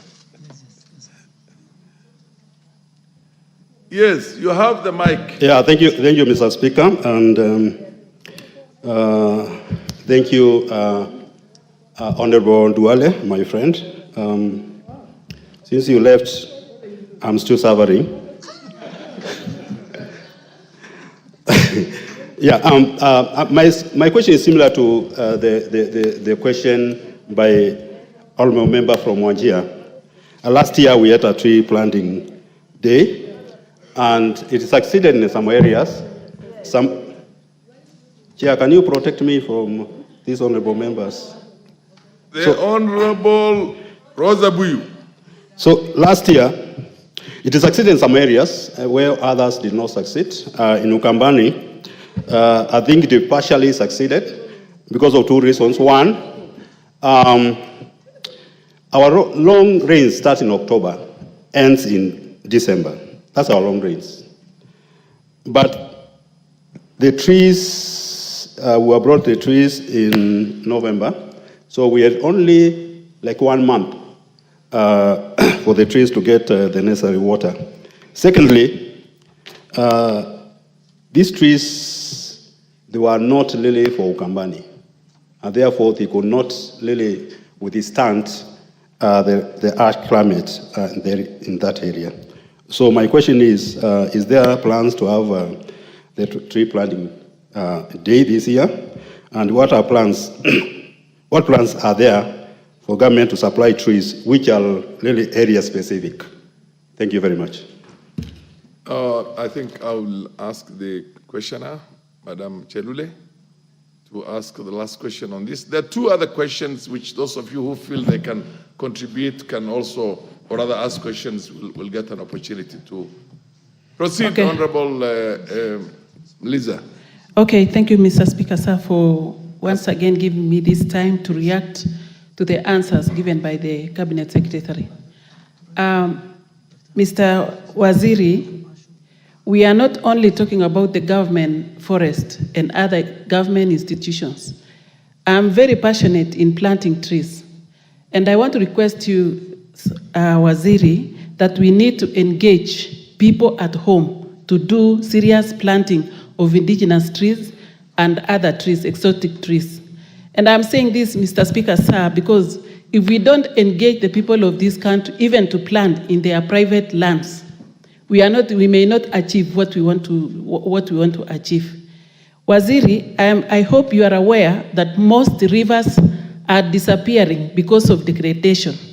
And this one is happening because farmers around small rivers are doing plowing to the riverbanks. And this is actually encouraging the soil erosion to fill up the rivers. And this is what is happening at the community level. Banasias, you've only spoken about these big institutions, the government institutions. We want to speak about those rivers in our local areas. There are so many rivers that are drying up because of the quarry activities along those rivers. And as the CS, and I know you are not lazy, I would really request you that one day, you just move around and see what is happening in most of places in Kenya. So many activities, those bad activities is happening along the rivers. And rivers have actually disappeared. Mr. Speaker, sir, I wanted to request the CS. He has spoken actually about the KEFRI, and let us devolve KEFRI. I'm not saying we take all the offices from KEFRI or everything, but we need the seeds. They have good seeds, indigenous seeds and exotic seeds that Kenyans can plant. If only today tree seedlings is made free to Kenyans, you will see wonders. Thank you, Mr. Speaker. So otherwise, I'm satisfied to some extent, but I know you will do it, Waziri. CS, thank you. CS, you can answer those raft of questions. Thank you, Mr. Speaker. Let me start with my very good friend, Honorable Member for Funyula. I also miss you. I mean, he was my colleague in Public Accounts Committee. I hope you are still there. Yes, at least you are talking about hills. We have had many about mountains. So today, today is about hills. And where myself and the speaker come from, there are also small hills, the ant-hills, not as big as the ones of Busia. So I will really want to ask you that the private, our program for restoration, the 15 billion, also covers private land. And I want to ask you if those hills are available. Myself, yourself, the people of your area, with the KFS and KEFRI, we will have a day where we're going to plant 10, 20,000 trees. Our policy is not tree planting, it's tree growing. There's a difference between planting and growing. So 15 billion tree growing. And this is citizen driven. You'll find ministers in all our counties. We have allocated. All our ministers will go. So agroforestry is now under this ministry. It's very, very key. Farm, forestry, the 15 billion strategy, all these will go in hand. To Honorable Fatuma, I first want to assure you that KEFRI is going to Wajir. They are in Garissa, and they are going to open the first seedling center in Wajir. And please work with our governor and our county government. 60% of the 15 billion tree growing strategy are going to happen in the dryland part of our country. That is in the Assam. And coming to the question of Honorable Nyekal, I have missed you, and I have missed your many amendments. You know, when it was a committee of the whole house, I look at the order paper, I missed your many amendments. But still I read the order paper. I agree with you, and if you go to KEFRI, they will show you how some of the species in our country are more valuable commercially. The perfumes you buy in Dubai, duty-free, the products are found, the raw material is found in our forest, in our country.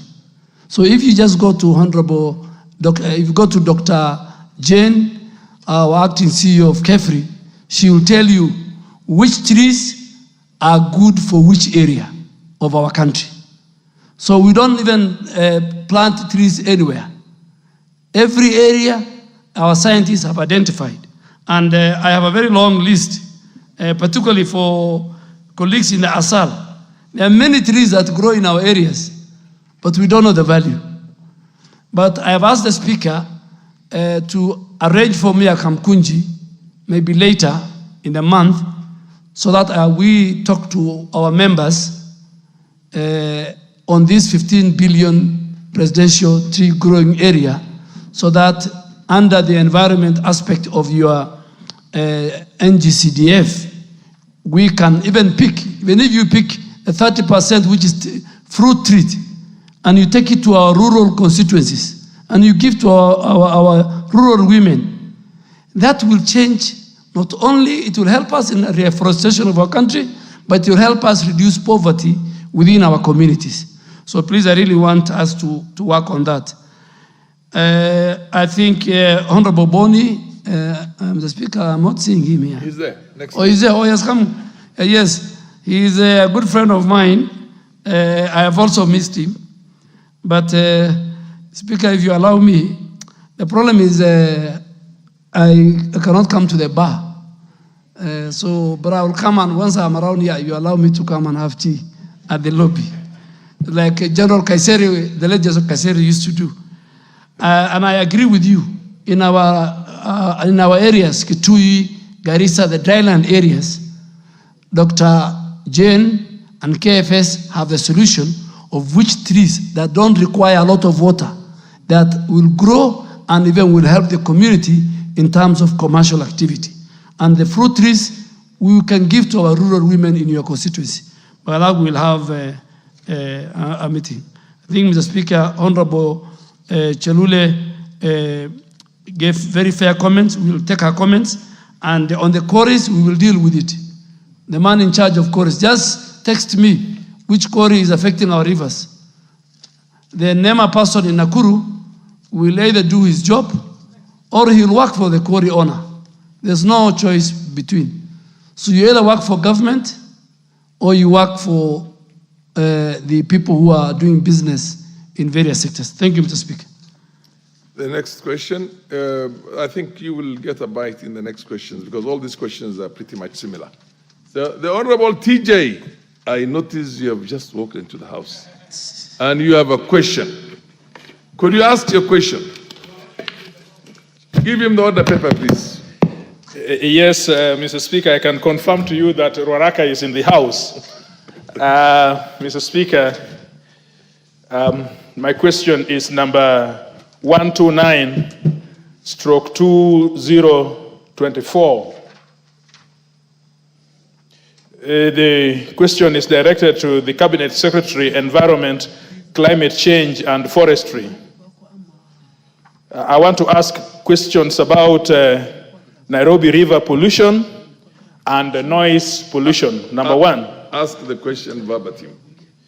State the root cause or root causes of the Nairobi River pollution and why the river continues to be contaminated despite the many interventions made over the years by various institutions. Outline the number of facilities along the Nairobi River that are discharging effluent into the river and the steps the ministry has taken to address the situation.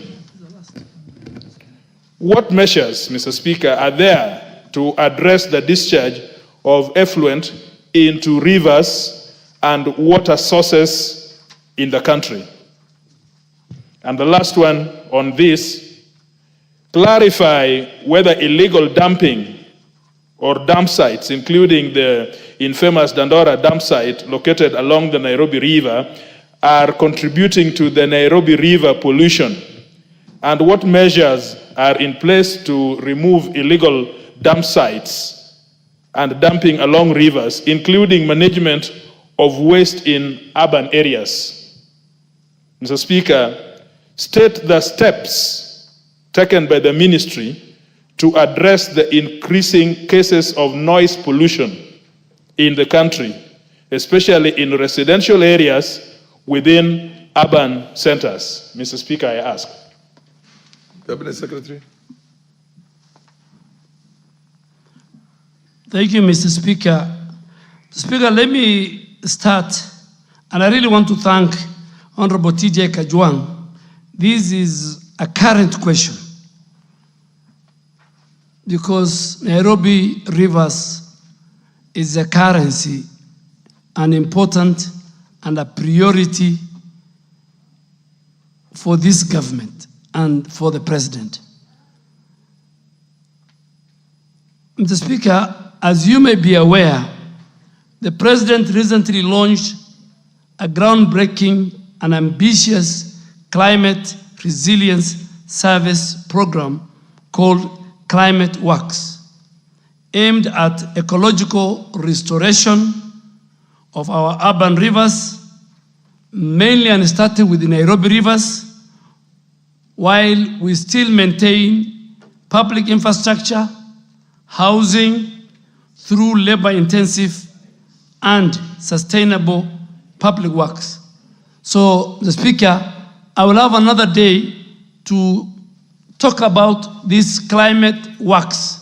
It contains a lot. It's about Nairobi River regeneration, restoration, the pavements, the riparian area, how the labor-intensive in terms of the settlements, making sure that some roads are done, lightening is done. So it's a huge program of the government under the able leadership of the president. So the initial phase of this climate works started yesterday, Mr. Speaker, here in Nairobi County, along the Nairobi River. In its first phase, 20,000 young people of Nairobi from 42 villages have been onboarded. The first 10,000 cohort started work yesterday. Speaker, building on this foundation, we will extend the program to 4 other major cities, Kisumu, Mombasa, Eldoret, and Nakuru in the next few months. And another additional 40,000 youth will be engaged, with the 10,000 of them allocated in other areas of Nairobi starting early November. In December, Mr. Speaker, because of equity, this climate works will be rolled out across all the remaining 47 counties, embodying close to about 139,909 young people to ensure full national participation and impact. Honorable Speaker, my ministry is implementing other initiatives to deal with the pollution issues in our main urban rivers. The National Environmental Management Authority initiated such a program called Urban Rivers Regeneration Program 2019 to 2024 for restoration and sustainable management of rivers within urban areas such as Nairobi, Kisumu, Eldoret, Nakuru, which face very serious and critical environmental challenges due to pollution, encroachment, and misuse. The following, Mr. Speaker, have been identified as the root causes of pollution in Nairobi. And many people, many leaders, many ministers shied away, but I will not shy away. I will not. And I want Honorable TJ to listen to me. The informal settlements, the people you represent, their percentage in terms of polluting. The story in town is the informal settlements are polluting Nairobi River. That's a fallacy. It's less than 1%. They even don't have garbage. They have nothing to throw. What they eat is very little. The garbage comes from the middle class. The biggest polluters of Nairobi River, and they must listen to me, and NEMA has mapped out 145 industries, factories, slaughterhouses, apartments, who discharge their affluent to Nairobi River. We have, and I have directed, the DG NEMA is sitting here. The laws that this House has passed, he must enforce it. He has no choice. Mamo must enforce. He either enforce or he leaves the job. You either shape in or shape out. So he has written restoration orders last week. So industries are the ones who are polluting Nairobi River.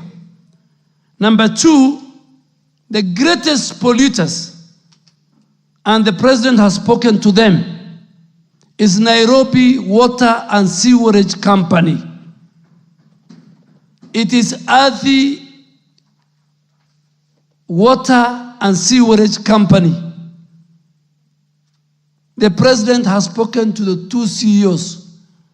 Their manholes discharge raw sewage into Nairobi River. In fact, we don't have a river, we have a sewage. The third and largest group that destroy Nairobi River are the dam sites. Along the 47-kilometer from Kikuyu constituency to Thwake Dam in Makueni, there are thousands of dam sites. On Sunday, trucks were in Mukuru kwa Jenga, trucks carrying garbage, discharging on the river. And I have told the governor of Nairobi, he must remove dam sites along Nairobi River.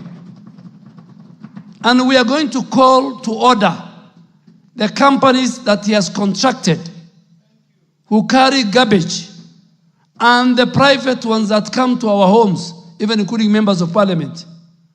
We will sit with them. Mr. Speaker, the biggest problem in our country in terms of environmental challenge is we devolved it. Waste management is devolved. No, pollution is devolved. Zoning is devolved.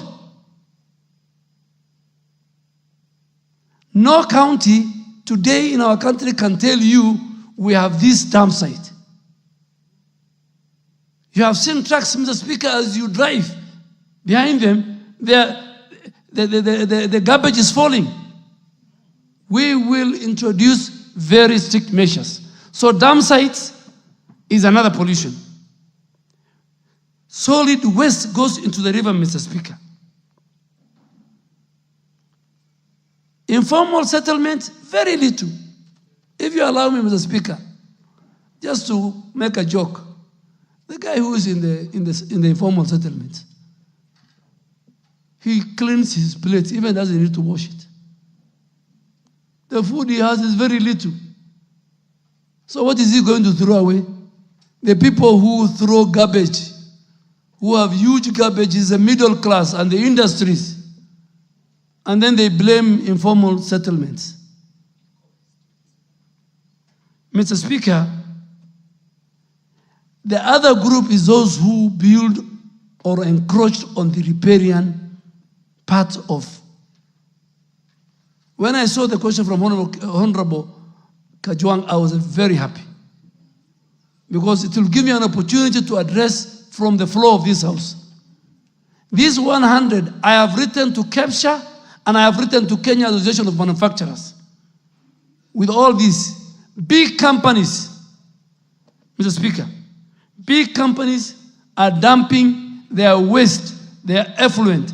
The law allows them, MCA law allows them that they must provide how their effluent is discharged.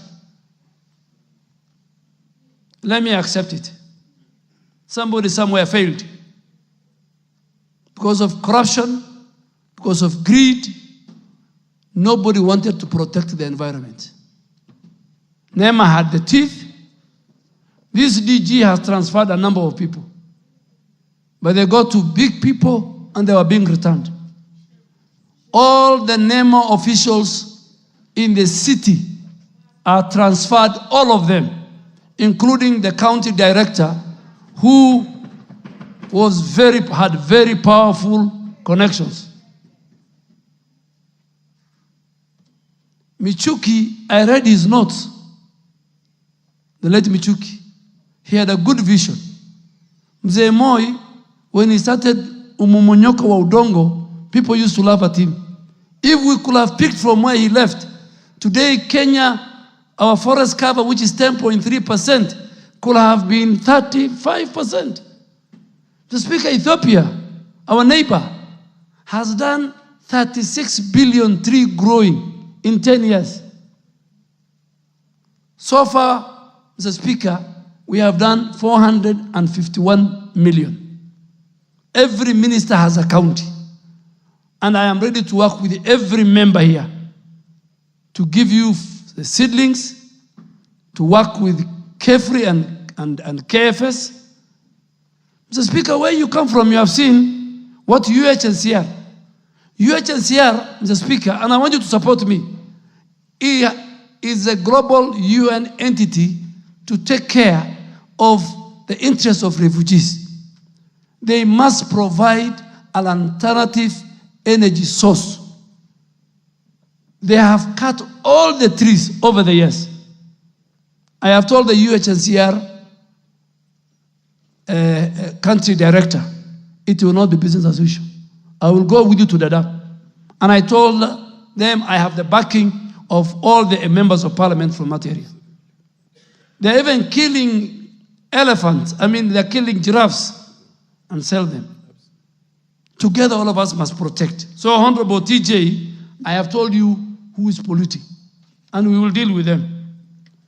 What are we doing about it? We are removing all dam sites and structures along the riparian land. Honorable TJ, help us on this Nairobi River regeneration. We lost 42 people during the floods. We are not ready to lose any other life. We are not ready. The Madara River, the Ngong River, Honorable Member for Madare, lost a lot of people. We must bite the bullet. The president is ready. The government is ready. We are committed. Kenya is a capital of UNEP. We have a green constitution. We must have Nairobi River like the Thames River. At one time, the Thames River was a sludge. Today, the Thames River is a great transport hub in London. In addition to this intervention, Nairobi River Commission was established by His Excellency. The story of it, I think the Honorable Member has my answer. He asked a second question to outline the number of facilities along the Nairobi River that discharge affluent. I think I've answered. NEMA has conducted inspection to identify the illegal discharging along the riparian. Out of the 145 facilities, which we have mapped, 101 facilities have been listed by NEMA as having compliance issues because they don't have the required discharge according to the law. I have attached the list. I have nothing to hide. Yes. Even the banks, I have searched with the banks, they have a sustainability obligation, KCB, equity.